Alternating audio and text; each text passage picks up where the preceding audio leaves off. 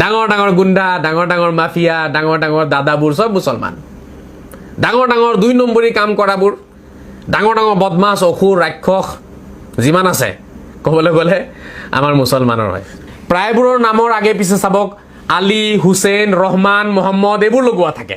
প্ৰথমতে মই কামাল আজাহাৰী ডাঙৰীয়াক চালাম জনাইছোঁ আৰু আপোনাক এই ভিডিঅ'টোৰ মাধ্যমেৰে মই কেইটামান কথা সুধিব বিচাৰিছোঁ।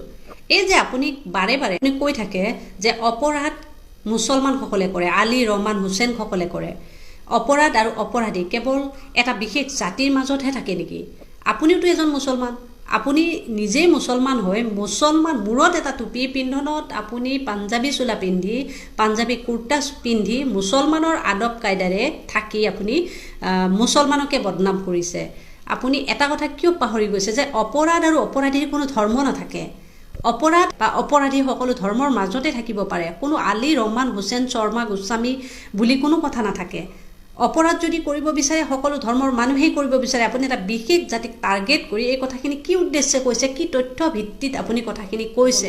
আৰু আজাহাৰী ডাঙৰীয়া, আপোনাক মই ক'ব বিচাৰিছোঁ, আপুনি নাভাবিব যে মই মুছলমান কাৰণে মুছলমান ধৰ্মক ছাপোৰ্ট কৰি কথাখিনি কৈছোঁ। মই কোনো ধৰ্মক ছাপোৰ্ট কৰা নাই, কিন্তু আপোনাৰ প্ৰতিটো ভিডিঅ'ত আপুনি এগৰাকী মুছলমান হৈ আপুনি আজাহাৰী লিখি আপুনি মুছলমান ধৰ্মক কিয় টাৰ্গেট কৰে, সেই প্ৰশ্নটোৰ উত্তৰ যদি আপোনাৰ হাতত আছে তেনেহ'লে আপুনি কথা ক'ব বুলি মই আশা কৰিলোঁ। এতিয়া হয়তো আপুনি ক'ব বা একাংশই হয়তো কমেণ্টটো কৰিব আপুনি মুছলমান কাৰণে কথাবোৰ মানি ল'ব বিচৰা নাই। মই ডেফিনেটলি মানি ল'ব বিচাৰিছোঁ যে মুছলমানসকলেও অপৰাধ কৰে, হিন্দুসকলেও অপৰাধ কৰে, বৌদ্ধসকলে অপৰাধ কৰে, বড়ো, কছাৰী, খ্ৰীষ্টান সকলো মানুহে অপৰাধ কৰে। অপৰাধ সকলো ধৰ্মতে আছে। আজাহাৰী ডাঙৰীয়াই এই কিছু কথাবোৰ ফহিয়াই চাই কথাবোৰ উত্তৰ দিব। যদি আপুনি উত্তৰ দিব নোৱাৰে তেনেহ'লে আপুনি যিকোনো এটা ধৰ্ম গ্ৰহণ কৰক, হয় আপুনি হিন্দু হৈ থাকক, নহ'লে মুছলমান হৈ থাকক। যদি সেইটো কৰিব নোৱাৰে তেনেহ'লে আপুনি নিজেই ভাবক যে না আপুনি ভাল মুছলমান হৈ দেখুৱাব পাৰিছে, না এজন ভাল হিন্দু হৈ দেখুৱাব পাৰিছে। আপুনি কোনো পক্ষতে নাই।